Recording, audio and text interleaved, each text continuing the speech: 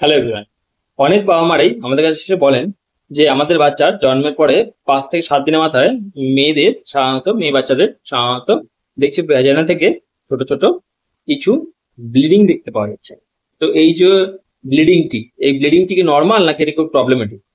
তো এটির অ্যান্সার হচ্ছে, জন্মের পরে 5 থেকে 7 দিনের মাথায় যে এই যে ব্লিডিং দেখা যায়, সেই যে ব্লিডিংটি সাধারণত নর্মাল। এই ব্লিডিংটিকে বলা হয় উইথড্রয়াল ব্লিড। এটি মায়ের পেটে বাচ্চা যখন থাকে, মায়ের যে ইস্ট্রোজেন হরমোনটি, সেই হরমোনটি বাচ্চার দেহ ট্রান্সফার হয়।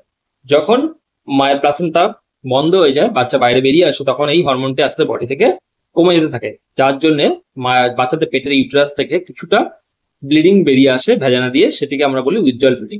এটি হচ্ছে নর্মাল, এটির জন্য কোনো টেনশন করার দরকার নেই। এটি সাধারণত কি করে পরিষ্কার করবেন?